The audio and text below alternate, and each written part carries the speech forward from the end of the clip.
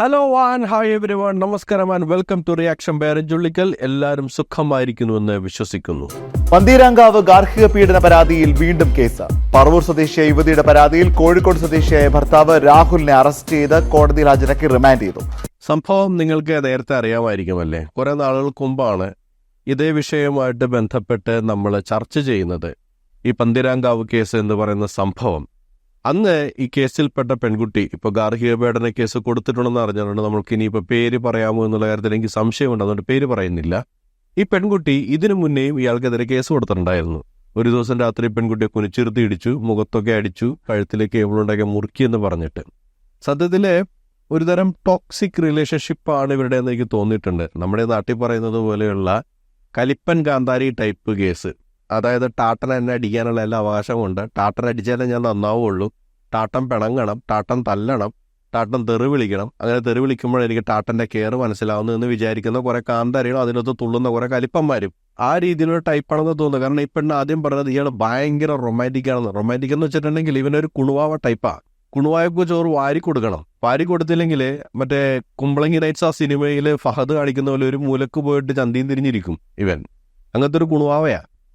ഈ കുണുവാവ ഒരു ദിവസം ഇവളുടെ ഫോണിൽ ഏതാണ്ടൊക്കെ ഫോട്ടോയോ ചാറ്റൊക്കെ കണ്ടത്രേ, വാട്സാപ്പിലോ മെസ്സഞ്ചറിലോ എങ്ങോ.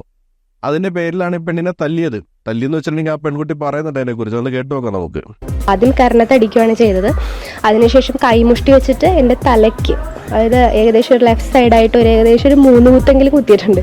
പിന്നെ ബാക്ക് സൈഡിൽ, പിന്നെ നെറ്റി അത്യാവശ്യം നല്ലോണം ഒഴിച്ചെടുക്കുമായിരുന്നു. പിന്നെ ചാർജറിൻ്റെ കേബിൾ വെച്ചിട്ട് എൻ്റെ കഴുത്തിൽ മുറുക്കി എന്നെ കൊല്ലാൻ നോക്കി. ഇത് നടക്കുന്ന അപ്സ്റ്റെയറിലാണ്, ഞങ്ങളുടെ റൂം അപ്സ്റ്റെയറിലാണ്. അമ്മയും ചേച്ചിയും താഴെയാണ്. അപ്പോൾ ഏകദേശം ഒരു 1 മണി കഴിഞ്ഞിട്ടാണ് ഈ സംഭവം നടക്കുന്നത്. എനിക്ക് തോന്നുന്നത് ഞാൻ അത്രയും സൗണ്ടിലാണ് കരഞ്ഞത്.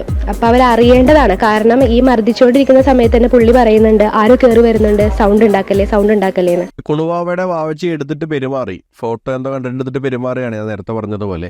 എന്നിട്ട് ഈ സംഭവം കേസായി കഴിഞ്ഞപ്പോൾ ഇത് വലിയ രീതിയിൽ കത്തിപ്പടർന്നു. ഒന്നാമത്തെ കാര്യം ഗാർഹിക പീഡനമാണ്. പ്രത്യേകിച്ച് ഒരു പെൺകുട്ടിക്കെതിരെ ഒരക്രമം ഉണ്ടാകുമ്പോൾ സമൂഹം അതിൽ പ്രതികരിക്കും. ഞാൻ ഇതിനു മുന്നേയുള്ള വീഡിയോയിലും പറഞ്ഞിട്ടുണ്ടായിരുന്നു. ആ പ്രവീൺ പ്രണവ് വിഷയമൊക്കെ വന്ന സമയത്ത് അതിൽ നമ്മൾ സംസാരിക്കാനുള്ള കാരണം ഗർഭിണിയായ ഒരു പെൺകുട്ടിയെ അവർ ആക്രമിച്ചു എന്ന് പറഞ്ഞിട്ടുണ്ട്. അല്ലെങ്കിൽ അവർക്ക് എന്ത് കാണിച്ചാൽ നമുക്കൊരു മൈനാക പൊന്മുടിയില്ല. അവസാനം കിട്ടേണ്ട കാശൊക്കെ കിട്ടി, റീച്ചൊക്കെ ആയി, എല്ലാം വിട്ടുപോടി. ഇപ്പോൾ വീഡിയോയിലൊന്നുമില്ല, ആ പരിപാടിയൊക്കെ കഴിഞ്ഞു. കേസിന് പോകുന്നുണ്ട്, എന്തൊക്കെ കേൾക്കുന്നു, നമുക്കിനതൊരു വിഷയമല്ല. അപ്പോൾ ഇതിനകത്ത് ഇതേപോലെ തന്നെ ആളുകൾ നല്ല രീതിയിൽ പ്രതികരിച്ചു എന്ന് മാത്രമല്ല, ഇവൻ കുറച്ച് ദിവസം കഴിയുമ്പോൾ ജർമ്മനിയിലേക്ക് മുങ്ങിയപ്പോൾ ആൾക്കാർ കുറെ കൂടി റിയാക്ട് ചെയ്യാൻ തുടങ്ങി. കാരണം പോലീസിന്റെ അനാസ്ഥയാണ്, പോലീസ് അനുവദിച്ചിട്ടാണ് ഇവ മുങ്ങിയെന്ന രീതിയിലാണ് കഥകൾ പോയത്.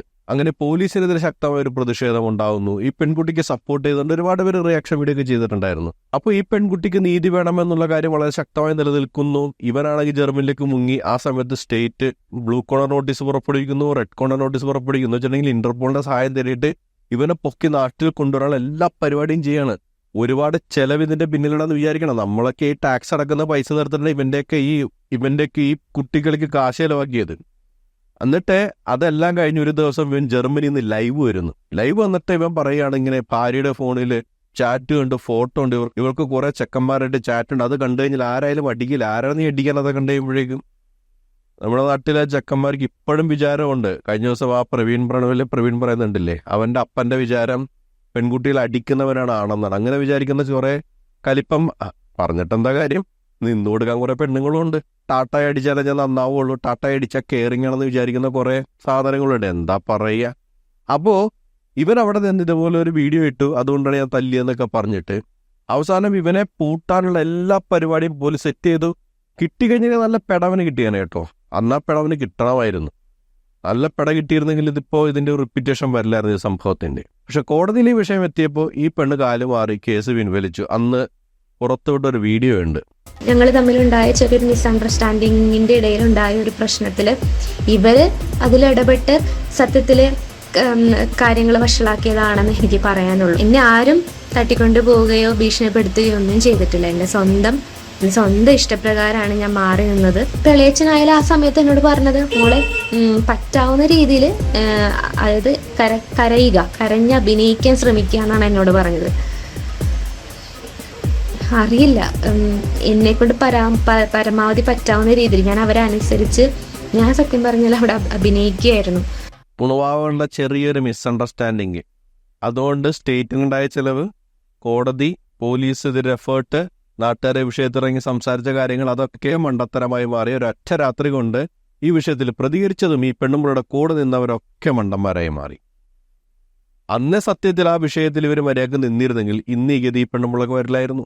അന്ന് അവനെ പോലീസ് കൈകിട്ടെങ്കിൽ നല്ല രീതിയിൽ പൊട്ടിച്ചേനെ. കാര്യം എന്ന് വെച്ചിട്ടുണ്ടെങ്കിൽ ഒന്ന് പോലീസിനെതിരെ വന്നിട്ടുണ്ടായിരുന്ന ഔട്ട്റേജസ് ഉണ്ടായിരുന്നല്ലോ, ആളുകളൊക്കെ പോലീസിനെതിരായിരുന്നു. പോലീസ് ഇവന് കൂട്ടുവെക്കുകയാണെന്നുള്ള രീതിയിലാണ് അന്നത്തെ ചർച്ചകളൊക്കെ ഉണ്ടായിരുന്നത്.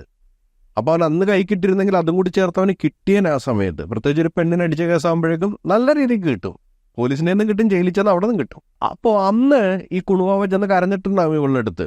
അങ്ങനെ കുണുവാവിടെ കരച്ചിലായിട്ട് ഇവിടെ മനസ്സരിഞ്ഞ് അവസാനം കഥയൊക്കെ മറിച്ചു, പ്ലേറ്റൊക്കെ മറിച്ചു. ആ പെണ്ണ് ഇവിടെ പാട് കാണിച്ചിരുന്നു, കഴുത്തിൽ പാട് കാണിച്ചിരുന്നു, കേബിളിട്ട് മുറുക്കിയെന്ന് പറയുന്നു, കുനിച്ചീർത്തി ഇടിച്ചു, കർണക്കുറ്റി അടിച്ചു പൊട്ടിച്ചു എന്നൊക്കെ പറഞ്ഞതൊക്കെ ഞാൻ വെറുതെ പറഞ്ഞതാണ്. എല്ലാം ജസ്റ്റ് കിഡിങ്, JK അതാക്കി വിട്ടു. നാട്ടുകാർ മണ്ടന്മാരായി. എന്തെങ്കിലും ആയിക്കോട്ടെ, രണ്ടുപേരും നല്ല രീതിയിൽ ജീവിച്ചു പോകണമെങ്കിൽ പോട്ടെ എന്ന് നമ്മളും വിചാരിക്കും. മറ്റേ ആ ഫാമിലിയുടെ കാര്യത്തിൽ അങ്ങനെ തന്നെയാണ് ഞാനും വിചാരിച്ചത്. നമ്മളാരും ശത്രുതയോടെ ജീവിക്കണമെന്ന് ആഗ്രഹിക്കുന്നവരല്ലല്ലോ. നല്ല രീതിയിൽ ജീവിക്കണമെങ്കിൽ നല്ല രീതിയിൽ ജീവിക്കട്ടെ. പിന്നെ ചില പാരൻസ് ഉണ്ട് കേട്ടോ, ഇവരുടെ പാരൻസ് എത്രമാത്രം ഇന്നുള്ളതെന്ന് എനിക്കറിയില്ല. ഒരു സൈഡിൽ നമ്മൾ പെൺകുട്ടികളെ പാരൻസ് സപ്പോർട്ട് ചെയ്യാത്ത സാഹചര്യത്തെ വിമർശിക്കുമ്പോൾ തന്നെ മറ്റൊരു സൈഡിൽ ഈ സപ്പോർട്ട് അനാവശ്യമായ പ്രശ്നങ്ങളിലേക്കും പോവാറുണ്ട്. എന്ത് പ്രശ്നം ഉണ്ടെങ്കിലും ഇടപെട്ടിട്ട് കൊളുത്തി കൊടുക്കുക, കുത്തിത്തിരിപ്പുണ്ടാക്കി കൊടുക്കുന്ന രണ്ട് സൈഡിലും ഉണ്ട് കേട്ടോ. പെണ്ണിന്റെ ഭാഗത്തും ഉണ്ട്, ചെക്കൻ്റെ ഭാഗത്തുമുള്ള പാരൻസ് ഉണ്ട്. രണ്ടും കണക്കാണ്. എന്തായാലും ആ പെണ്ണ് പറഞ്ഞ ഒരു മിസ്അണ്ടർസ്റ്റാൻഡിങ് ചിലപ്പോൾ വീട്ടുകാർ പറഞ്ഞ് കുളമാക്കിയതായിരിക്കും. ഒരുമിച്ച് നല്ല രീതിയിൽ ജീവിക്കണമെങ്കിൽ ജീവിക്കട്ടെ എന്ന് കോടതിയും വിചാരിച്ചാണ് കോടതി ആ കേസ് റദ്ദ് ചെയ്തു ഈ സംഭവം ഒഴിവാക്കിയതാണ്. ഇപ്പം അതാണ്ട് പുതിയൊരു കേസ് വന്നിരിക്കുന്നു.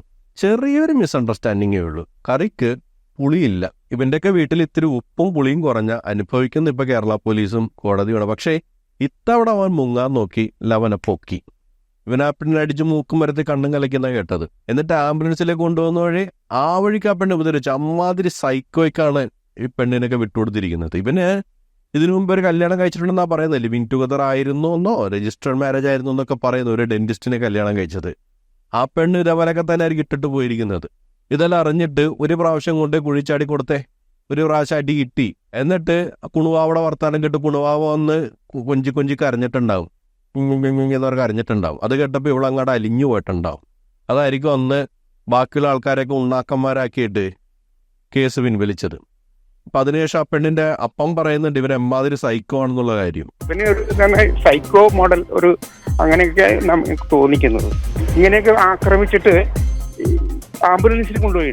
അപ്പൊ ആംബുലൻസിൽ കിടത്തി ഇങ്ങനെ ബെൽറ്റ് ഇട്ട് ഇങ്ങനെ വെച്ചിരിക്കുകയാണല്ലോ. അത്തരം ഒരാളെ ആംബുലൻസിൽ വെച്ച് പോലും മർദ്ദിക്കുക എന്ന് പറഞ്ഞാൽ ശവത്തിന്മേൽ കുത്തുന്നത് പോലെയല്ലേ അത്? ആരെങ്കിലും ചെയ്യുന്ന പണിയാണ്. അപ്പൊ ഇനി ഞാൻ എന്റെ മകളെ ഞാൻ എന്റെ വീട്ടിലേക്ക് കൊണ്ടുപോയിരുന്നു. അവൾ ഒരിക്കൽ പോലും ഇവന്റെ കൂടെ ജീവിക്കാൻ പറ്റില്ല. സത്യത്തിൽ എനിക്ക് മാതാപിതാക്കളോട് കഷ്ടം തോന്നുന്നു. എനിക്ക് തോന്നുന്നു അന്ന് ഇവരുടെ നിന്നിട്ടുണ്ടോ. ഞാനിവരെ കുറ്റം പറയാൻ ഉദ്ദേശിക്കുന്നില്ല. പാരൻസും ചിലപ്പോൾ വിചാരിക്കുന്നു, ഇപ്പം ആ പെണ്ണ് തന്നെ പറഞ്ഞല്ലോ ഞാൻ അവൻ്റെ കൂടെ ജീവിച്ചോളാം, ഞങ്ങളന്ന് വെറുതെ അഭിനയിച്ച് കാണിച്ചതാണ്, ഒരു മിസ്അണ്ടർസ്റ്റാൻഡിങ് ആണെന്ന് പറയുമ്പോൾ പിന്നെ ആൾക്കാർ വരിക്കും ഓക്കെ എന്നാൽ പിന്നെ നിങ്ങൾ പരിഹരിച്ചെങ്കിൽ അങ്ങനെ പോട്ടെ, എന്തെങ്കിലും പ്രശ്നം ഉണ്ടെങ്കിൽ പറഞ്ഞോട്ടോ എന്നേ പറയാൻ പറ്റുള്ളൂ. അതിൻ്റെ അപ്പുറത്തേക്ക് പാരൻസ് കയറിയിട്ടില്ല, പറ്റില്ലടി ഇറങ്ങി പോരടി നീ ഇവനോട് ജീവിക്കണടി എന്ന് പറയാൻ പറ്റില്ല. ആ പെണ്ണ് ജീവിക്കാൻ തീരുമാനിച്ചതാണല്ലോ. ഇപ്പോൾ വീട്ടിലേക്ക് കൊണ്ടുപോകുന്നു പറയുന്നു, നല്ല കാര്യം. പാരൻസൊക്കെ ഇതൊക്കെ ആദ്യം ചെയ്യണം. ഇമാതിരി സൈക്കോകളൊന്നും മക്കൾക്ക് കെട്ടിച്ചെടുക്കരുത്.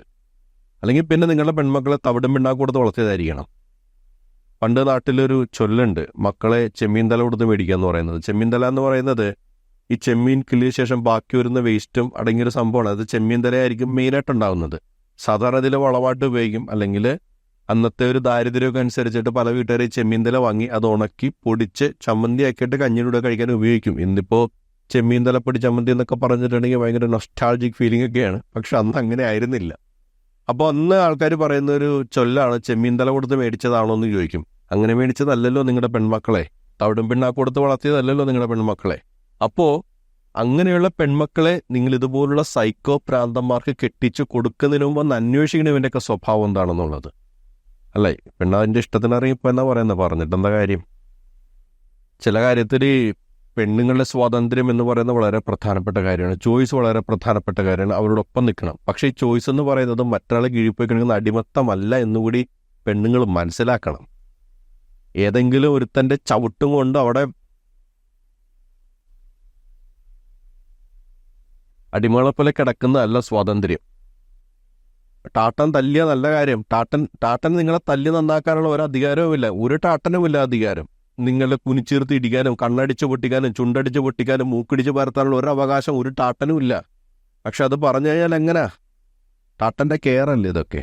ആ പെണ്ണ് ഇന്നലെ കാണിച്ച കാര്യം കൊണ്ടൊന്ന് കേൾപ്പിച്ചു തരാം. ഇന്നലെ രാത്രി പക്ഷേ പോലീസ് മൊഴിയെടുക്കാനെത്തിയപ്പോൾ പെൺകുട്ടി പരാതിക്ക് മുതിർന്നില്ല. ഇതാണ് കുണുവാവകളിയാണ്, കുണുവാവകളി. കുണുവാവയും കാന്താരിയും കലിപ്പനും കളിയാണ് നിങ്ങളുടെയൊക്കെ. നല്ല പെടകിട്ടി മൂക്കിനും കണ്ണിനുമാണ് സാധാരണ ഇതിൽ നമ്മളെ തലക്ക് പോലെ ആക്രമിക്കുന്നതിന് കൊലപാതക ശ്രമത്തിന്റെ കേസിലാണ് വരുന്നത്. ഇപ്പോഴും അവനെതിരെ കേസെടുത്തിരിക്കുന്നത് അങ്ങനെയാണ്. കൊലപാതക ശ്രമം, ഭർത്തൃപീഡനം, ഈ 2 സെക്ഷനിലാണ് അവനെതിരെ കേസെടുത്തിരിക്കുന്നത്. നല്ല പെടകിട്ടണം ഇനി. പഴയ ഒരു സംഭവം ഉണ്ടല്ലോ പോലീസുകാരെ, അതും കൂടി ചേർത്ത് കൊടുക്കണമെന്നാണ് ഞാൻ പറയുന്നത്. എന്നാൽ ഇമ്മാതിരി സൈക്കോൾക്ക് ഈ അടികൊള്ളുന്നതിന്റെ വേദന എന്താണെന്ന് മനസ്സിലാവുള്ളൂ. പെണ്ണുങ്ങളെ ചവിട്ടിക്കൂട്ടുമ്പോൾ അവരനുഭവിക്കുന്ന വേദന എന്താണെന്ന് മനസ്സിലാവണമെങ്കിൽ ഇവനെ അതേപോലെ കിട്ടി ചവിട്ടിക്കൂട്ടണം. കഴുത്തിൽ കേബിൾ ചുറ്റി വരിയുമ്പോൾ ഉണ്ടാകുന്ന പ്രാണവേദന എന്താണെന്നൊക്കെ ഇവനെ അറിയണം. സത്യത്തിൽ അതൊക്കെ കിട്ടും കേട്ടോ. പിടിച്ചിപ്പോൾ റിമാൻഡാണെന്ന് കേട്ടത്. സബ് ജയിലിൽ ചെല്ലുമ്പോൾ തന്നെ കിട്ടേണ്ടത് കിട്ടിയിട്ടുണ്ടാവും മിക്കവാറും. ഇമ്മാതിരി കേസിനെപ്പെട്ട നല്ല പെട്ട കിട്ടുമെന്നാണ് കേട്ടിരിക്കുന്നത്. പിന്നെ ഈ പെണ്ണിനെ കൂടെ ഒന്ന് ചോദ്യം ചെയ്യണം. കഴിഞ്ഞ പ്രാവശ്യം എന്താണ് സംഭവിച്ചതെന്ന് ആ കാര്യം കൂടി ഇവിടെ ഒന്ന് ചോദിച്ചറിയണം. ഒരു സ്റ്റേറ്റിനെ മൊത്തത്തിൽ പൊട്ടന്മാരാക്കിയ ആ കഥയുടെ പിന്നിലുള്ള കാര്യം കൂടി ഒന്ന് ഇവളെ കൊണ്ട് പറയിപ്പിക്കണം. എന്നിട്ട് എന്താണ് അവൾക്ക് കൊടുക്കണ ശിക്ഷ എന്ന് വെച്ചാൽ ശിക്ഷയും കൊടുക്കണം അവൾക്ക്. ഇത്തിരി കലിപ്പം കാന്താരികളിൽ കൂടുതലാണ് പെണ്ണുങ്ങൾക്ക്. അതിനൊരു നല്ലൊരു മാതൃകാപരമായ ശിക്ഷ ഈ പെണ്ണിന് ലഭിക്കണം. കാരണം ഇവളുമാരൊക്കെ കാണിച്ചു വെക്കുന്ന സംഭവം ഉണ്ടല്ലോ, ഈ സെറ്റ് ചെയ്ത് വെക്കുന്ന എക്സാമ്പിൾ ഉണ്ടല്ലോ, ഇതൊക്കെ കണ്ട് വേറെ ചിലവന്മാരുണ്ട്. അവന്മാര് അവർ കെട്ടിയ പെണ്ണുങ്ങളുടെ മേത്തിട്ട് അവരെ കുതിര കയറാൻ ചെല്ലും. അതിനൊക്കെ എതിരെ എന്തെങ്കിലുമൊക്കെ ഒരു വാണിംഗ് കിട്ടണമെങ്കിൽ ഈ 2 എണ്ണത്തിനും നിയമപരമായിട്ട് കിട്ടേണ്ട കാര്യം കിട്ടണം. എന്താണ് ഈ വിഷയത്തിൽ പ്രേക്ഷകർക്ക് പറയാനുള്ളത്? അത് കമന്റായിട്ട് രേഖപ്പെടുത്തുക. മറ്റൊരു പ്രതികരണമായി നമുക്ക് വീണ്ടും കണ്ടുമുട്ടാം. അതുവരേക്കും ബൈ ബൈ, ടേക്ക് കെയർ.